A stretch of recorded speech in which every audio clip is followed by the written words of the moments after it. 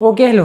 तो आज की क्लास में हम लोग करेंगे क्या, अनसर्टेनिटी इन मेजरमेंट। अब बेसिकली हमने लास्ट क्लास में देखा कि मेजर करते हैं चीज़ों को, लाइक हम वॉल्यूम नापते हैं, डेंसिटी नापते हैं, मास नापते हैं, वगैरह वगैरह। किसी चीज़ को भी नापने के तरीके होते हैं। But basically uncertainty in measurement का क्या मतलब है, लाइक जब भी तुम कुछ नापते हो या फिर कुछ भी करते हो तो क्या करते हो, एक लगभग अप्रोक्सीमेट नंबर ले लेते हो। एग्जाम्पल के तौर पे ऐसा समझो, लाइक अगर तुम्हारे मान लो मार्क्स आए 85.5%, मान लो 85.5% आए, तो तुम किसी को क्या बोलोगे, मेरे 86% आए बोलोगे। तुम्हारी आदत होती है, बढ़ा के बोलते हैं थोड़ा, ये सबकी आदत है कि नहीं। और अगर मान लो कि जैसे और भी कुछ उठा लो, ठीक, जैसे कि मान लो कि तुम लोग लाइक अपनी हाइट बताओगे किसी को, तो हाइट बताओगे तो बोलोगे कि भाई मेरी हाइट है 5'10", 5'11", भले ही तुम 5'7" या 5'8" के हो। मतलब लोग थोड़ा बढ़ा चढ़ा के बोल देते हैं, एक तरीके से अनसर्टेनिटी। और जब तुम नापते भी हो तो उसको क्या एकदम परफेक्ट तरीके से नाप पाते हो? खुद सोचो, जब तुम हाइट नाप रहे हो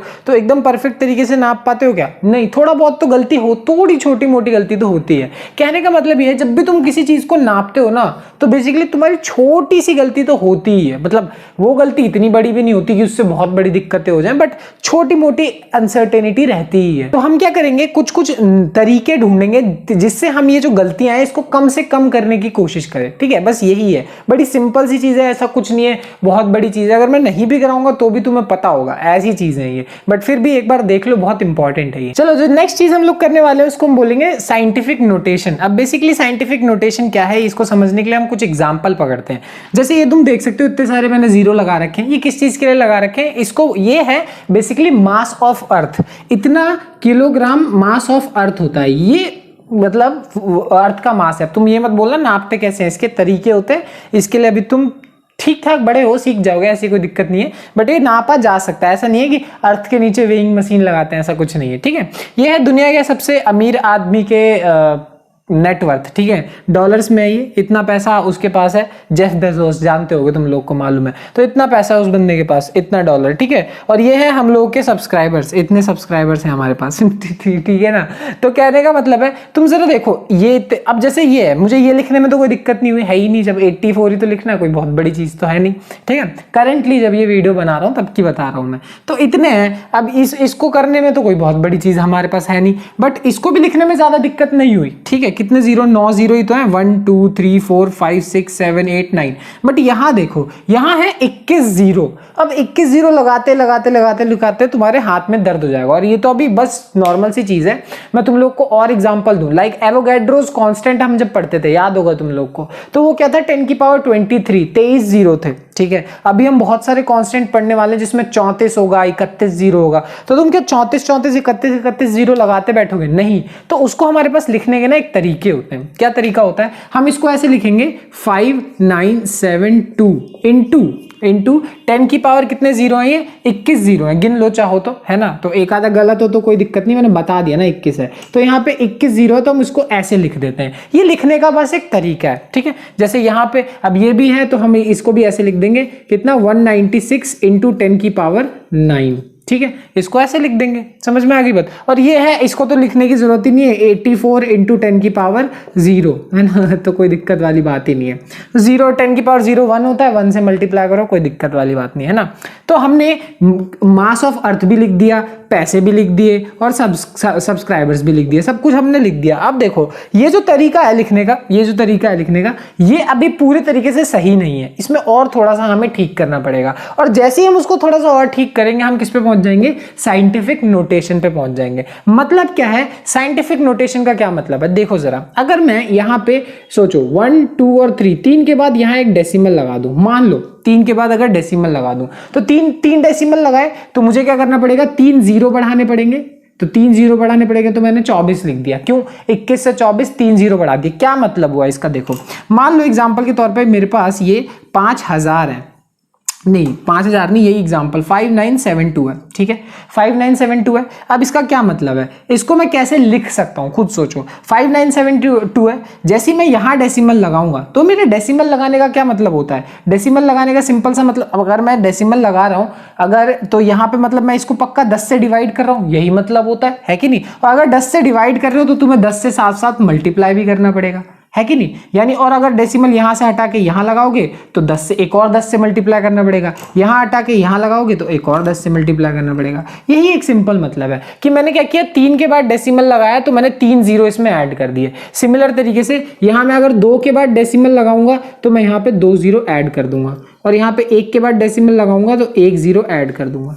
समझ में आ गई बात। तो ये कहने का मतलब तरीका है। तो यहाँ पे ये जो हमने तरीका बनाया, ये जो हमने लिखा, ये एकदम परफेक्ट तरीका है किसको शो करने का, एक साइंटिफिक नोटेशन को शो करने का। मतलब क्या है कि वर्ल्ड वाइड साइंटिफिकली हमें कोई भी चीज अगर डिनोट करनी है, कोई भी चीज बतानी है, देखो ये पैसे साइंटिफिक नहीं है, सब्सक्राइबर साइंटिफिक नहीं है, बट मास ऑफ अर्थ जैसी चीज है। हम कांस्टेंट जो भी पढ़ेंगे वो सारी चीजें, फिजिक्स में, केमिस्ट्री में, ये सारी चीजें जब हम लिखेंगे तो हम हमेशा इस फॉर्म में लिखते हैं। अब ये फॉर्म क्या है, ये ऐसी फॉर्म है कि हम लोग बहुत बढ़िया है ना, हम ऐसे लिखेंगे लाइक हमारे पास कोई एक नंबर है, मान लो एक नंबर है ABCD, तुम बोलोगे ये कैसा नंबर है, लाइक 1 2 3 4 लिख सकते हो ना। तो बेसिकली कहने का मतलब है हमेशा क्या करो कि 1 के बाद डेसिमल होना चाहिए तुम्हारा, तो A.BCD और इंटू 10 की पावर जितनी भी हो रही है। अब मुझे नहीं पता अभी 10 की पावर कितनी हो रही है, नहीं मालूम, जितनी होगी वैसे, तो हमेशा तुम्हारा 3 के बाद डेसिमल होना चाहिए और यहाँ पे 10 की पावर होनी चाहिए। यही मतलब है, इसी को बोलते हैं साइंटिफिक नोटेशन। इसको भी हमने देखो चाहते तो 5972 इंटू 10 की पावर 21 लिख सकते थे, बट हमने क्या किया, 3 डेसिमल लगाया और यहाँ 24 लिखा, 2 के बाद डेसिमल लगाया 11 लिखा, 1 के बाद डेसिमल लगाया 1 लिखा। ठीक है, समझ में आ गई बात। ऐसे अगर मान लो मैं और एग्जांपल अगर तुम्हें दूं, लाइक एग्जांपल के तौर पे, अब एग्जांपल के तौर पे ले लो, मेरे पास 1534 किलोमीटर है, ये डिस्टेंस है। अब ये एक डिस्टेंस है, बेसिकली ये डिस्टेंस दिल्ली से कोलकाता तक का अप्रॉक्सीमेट है, ऐसा कोई परफेक्ट नहीं है, बट मान लो ये एक डिस्टेंस है 1534 किलोमीटर। इसको हमारे पास लिखने का एक ये ज्यादा बेटर तरीका है, 1.534 इंटू 10 की पावर 3 किलोमीटर। अब तुम बोलोगे भैया हम ऐसा तो हमने कभी लिखा हुआ नहीं देखा। हाँ, ये सब चीजें तुमने अपने बाहर जिंदगी में नहीं देखी होगी, बट जब तुम एक्चुअल साइंटिफिकली काम करते हो, ठीक है, तब तुम्हें इसी तरीके से लिखना पड़ेगा, क्योंकि इसको लिखने के फायदे भी हैं, इससे लिखने से तुम्हारा काम भी आसान होता है और इससे कैलकुलेशंस वगैरह भी बहुत ईजी होती हैं। और ये कैलकुलेशंस बहुत जरूरी होते हैं जिंदगी में, बहुत सारी चीजें तुम्हारे लिए ये कोई और करता है, इसीलिए तुम्हारी जिंदगी आसान है। ठीक है, तो ऐसा मत सोचना ये कभी काम नहीं आता है, बहुत काम की चीज है। ठीक है, तो ये बेसिकली था साइंटिफिक नोटेशन, बड़ी सिंपल सी चीज है, ऐसा कुछ नहीं है। तो देखो अब नेक्स्ट चीज है हमारे पास मल्टीप्लिकेशन एंड डिवीजन। अब तुम बोलोगे भैया हम इतने बड़े तो हो ही गए हैं कि मल्टीप्लिकेशन डिवीजन आता होगा, बट सिंपल सी चीज है, ऐसा कुछ नहीं है। देखो हमें जो अभी हमने नंबर करे थे ना, वही अर्थ का मास, पैसे, सब्सक्राइबर, ये सारी की सारी चीजें, इनको हम बेसिकली मल्टीप्लाई करेंगे, डिवाइड भी कर लेंगे। कैसे मल्टीप्लाई करना है, कैसे डिवाइड करना है, ये देख लेना। सिंपल सी चीज है, एक मैं बताऊंगा, 2 तुम लोग प्रैक्टिस कर लेना। बहुत सिंपल चीज है, बट सिंपल से एक ट्रिक होती है, इसको और इसको तुम्हें मल्टीप्लाई करना है ना, तो मल्टीप्लाई करने की सिंपल ट्रिक ये है कि सबसे पहले जो ये 10 की पावर वाले नंबर है ना, ये 10 की पावर वाले नंबरों को अलग कर लो, इनटू देखो 10 की पावर 24 और 10 की पावर 11 वाले नंबरों को अलग कर लो। ये काम पहले करो, ठीक है। और दूसरा काम करो, 10 की पावर के अलावा जो नंबर है, ठीक है, 5.972 इंटू 1.96, ये जो नंबर है इनको अलग कर लो। तो इससे हुआ क्या, जो 10 की पावर वाले हैं उनको अलग कैलकुलेट करो और इनके अलग कैलकुलेट करो, एंड में मल्टीप्लाई कर देना। सिंपल सा मतलब है। तो पहले तुम्हें इन दोनों को मल्टीप्लाई करना है, जो कि मेहनत का काम है, बट मल्टीप्लाई करना इतना तो तुम लोगों ने बचपन में सीखा है, ठीक है। रही बात 10 की पावर को मल्टीप्लाई करने की, तो 10 की पावर 24 इंटू 10 की पावर 11, तो इसका क्या मतलब हो जाएगा, 10 की पावर 24 प्लस 11। अब ये एक आइडेंटिटी होती है, एक्सपोनेंट्स एंड रेडिकल्स चैप्टर में पढ़ा होगा छोटी क्लास में, नहीं पढ़ा तो सुनो मैं बताता हूं। लाइक मान लो a की पावर x है और a की ही पावर y है, तो क्या हो जाता है, a की पावर x प्लस y हो जाता है, दोनों पावर ऐड हो जाती हैं। तो क्या होगा, 24 और 11 क्या हो जाएगा, ऐड हो जाएगा। वही चीज है, सिंपल सी चीज। तो 24 और 11 कितना हो गया हमारे पास, 35, 10 की पावर 35, और इन दोनों को मल्टीप्लाई करेंगे और यहाँ लिख देंगे। मल्टीप्लाई करोगे तो आंसर आएगा 11.70512। मैंने तो कैलकुलेटर से कर लिया, तुम लोग कैलकुलेटर से मत करना, ठीक है। ट्राई कर लो, इतनी मेहनत तो कर ही सकते हो जिंदगी में, बस वही है। अब ये डेसिमल तुम्हें मैंने बताया कि हमेशा जो डेसिमल है उसको यहाँ से हटा के तुम्हें यहाँ लगाना है, हमेशा। मेन चीज यही है कि पहले नंबर के बाद डेसिमल होना चाहिए। अब तुमने यहाँ से करा है तो तुम्हें 35 का 36 करना पड़ेगा, सिंपल सी बात है। और इसका उल्टा भी किया जा सकता है, ध्यान से सुनो, इसका उल्टा भी किया जा सकता है। एग्जाम्पल के तौर पे 0.0000000 ऐसा कुछ नंबर है मेरे पास, ठीक है, 0.0000742, ऐसा मान लो मेरे पास कोई नंबर है, तो इसको भी लिखने के लिए हमें क्या करना है, वही तरीका अपनाना है। क्या करेंगे कि देखो 1 2 3 4, हमेशा जो डेसिमल है वो पहले नंबर के बाद होना चाहिए, है ना। तो 1 2 3 4 5 6, तो तुम्हें यहां पे डेसिमल लगाना है, तो 7.42। अब तुमने क्या किया है, पहले से डेसिमल लेफ्ट में था, जैसे ही डेसिमल को राइट में खिसकाया तुम लोगों ने, तो यहाँ पे क्या हो जाएगा, 10 की पावर -6 हो जाएगा। ये बात ध्यान रखना, ठीक है। कहने का मतलब है कि अगर डेसिमल को तुम लेफ्ट की तरफ खिसकाते हो, जैसा तुमने अभी यहाँ पे खिसकाया, ठीक है, तो यहाँ 35 था, तो लेफ्ट की तरफ खिसकाओगे तो 35 से 36 हो गया, लेफ्ट खिसकाओगे तो बढ़ जाएगा। रटो मत, समझो ऐसा क्यों कर रहे हैं। और वही चीज है कि अगर राइट की तरफ डेसिमल को खिसकाओगे तो नेगेटिव में आएगा, और इसका मतलब तुम्हें पता ही है। 10 की पावर -6 का मतलब है 10 की पावर 6, यानी 6 जीरो से तुम उसको क्या कर रहे हो, डिवाइड कर रहे हो, ये इसका मतलब है। ये तो सिंपल मल्टीप्लीकेशन है कि नहीं। तो ये हमने मल्टीप्लाई कर लिया, ये और ये ट्राई कर लेना, मल्टीप्लीकेशन है और कुछ नहीं है, ठीक है। और अगली चीज है इन दोनों का डिवीजन। अब डिवीजन भी सेम तरीके से करोगे, बिल्कुल सेम तरीके से। क्या करना है तुम लोग को कि ये जो नंबर है इन लोग को अलग से डिवाइड करो, यानी 5.972 अपॉन में 1.96, इसको अलग से डिवाइड करो, और यहाँ पे 10 की पावर 24 को अलग से 10 की पावर 11 से डिवाइड करो। बस यही करना है तुम लोग को। तो ये करने से तुम्हारा काम आसान हो जाएगा। होगा क्या कि 10 की पावर 24 और 10 की पावर 11 क्या हो जाएंगे, माइनस हो जाएंगे। अब जैसा कि मैंने तुम्हें बताया कि a की पावर x इंटू a की पावर y जब मल्टीप्लाई होते हैं तो x प्लस y हो जाता है, ठीक है। तो दोनों पावर्स ऐड हो जाती हैं। बट वही अगर मान लो a की पावर x और a की पावर y हो, तब क्या हो जाता है, a की power x minus y, minus हो जाता है, ठीक है। तो डिवीजन में माइनस हो जाता है और एडिशन में प्लस हो जाता है। ये सिंपल सा रूल है, छोटी क्लास में पढ़ा है, बट फिर भी बता देना चाहिए, क्योंकि कुछ कुछ लोगों को नहीं हो पाता है, कोई दिक्कत नहीं है। तो 24 में से 11 जाएगा, कितना बचेगा, 24 में से 11 जाएगा, 13 बचेगा। समझ में आ गई बात। और इसको डिवाइड कर लो, और इसको डिवाइड करने पे कितना आ रहा है, 3.04 इंटू 10 की पावर 13, ठीक है। 2 जीरो तक भी रखोगे ना तो इनफ होता है, ऐसा कुछ नहीं है कि तुम्हें 4-5 जीरो रखना है। केमिस्ट्री में भी बहुत ही रेयर चांस होगा कि तुम्हें बोला जाए कि 4 डेसिमल तक लेके जाओ। 2 तक तुमने सही निकाल दिया ना, बस 2 तक समझते हो ना, कि अगर इसके आगे भी ये डिवाइड हो रहा है, हो सकता है, बट तुम्हें जरूरत नहीं है, 2 तक कर दो, इनफ है, बहुत है, ठीक है। तो ये वाली बात है, ये हो गया मल्टीप्लिकेशन डिवीजन। पता है मुझे तुम्हें आता होगा पहले से, बट मैंने बता दिया क्योंकि ये मेरा काम है, क्योंकि कई लोग को जरूरत होती है, ठीक है। ऐसे मत बोलो भैया मुझे तो आता था, अच्छी बात है, आता था, ठीक है, ठीक है। तो आखिरी चीज है हमारे पास डायमेंशनल एनालिसिस। इसमें अब डायमेंशनल एनालिसिस बेसिकली क्या होता है, ध्यान से सुनो।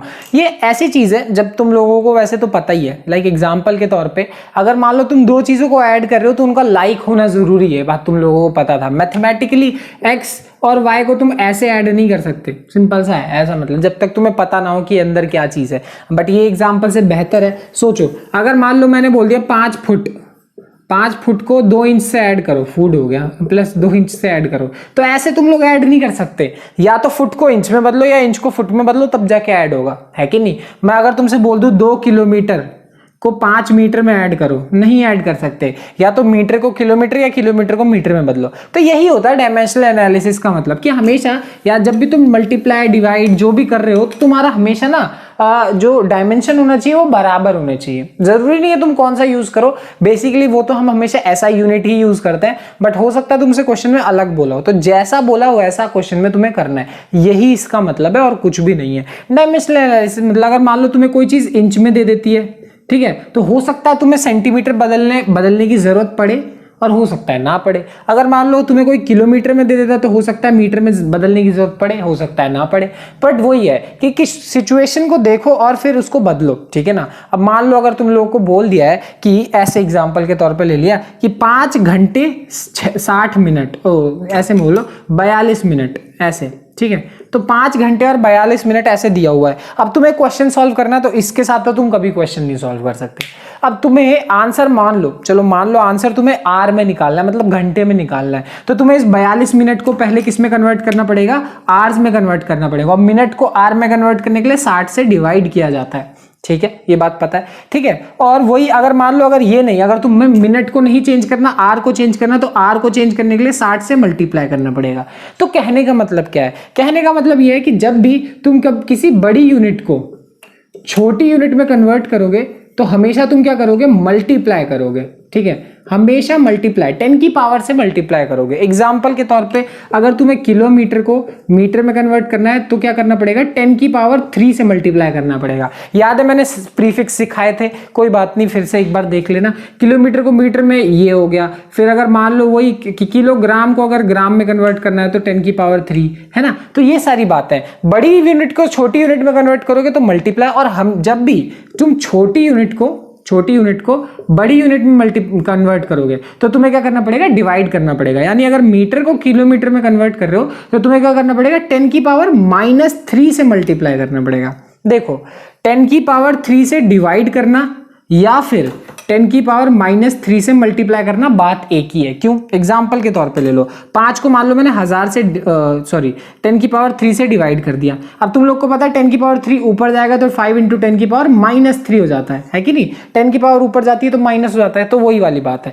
तो तुम्हें जब भी छोटी यूनिट को बड़ी यूनिट में कन्वर्ट करना है तो 10 की माइनस वाली पावर से मल्टीप्लाई कर दो, यही चीज है। तो यही है डायमेंशनल एनालिसिस, सिचुएशन के हिसाब से, जरूरत के हिसाब से ये अपने आप होता चला जाएगा। तो इस पे कोई क्वेश्चन करने की कोई जरूरत नहीं है, ठीक है। इतने क्वेश्चन कर लोगे कि ऐसे छोटे मोटे सवाल तो तुम्हें बिल्कुल जरूरत नहीं है, ठीक है। तो यही है पूरा अनसर्टेनिटी इन मेजरमेंट। इसमें एक चीज है जो कि इन सबसे ज्यादा इंपॉर्टेंट है और इसीलिए मैं उसकी एक सेपरेट वीडियो बनाऊंगा जो कि अगली वीडियो होगी, ठीक है ना। चलो मिलते हैं अगली वीडियो में, बाय बाय।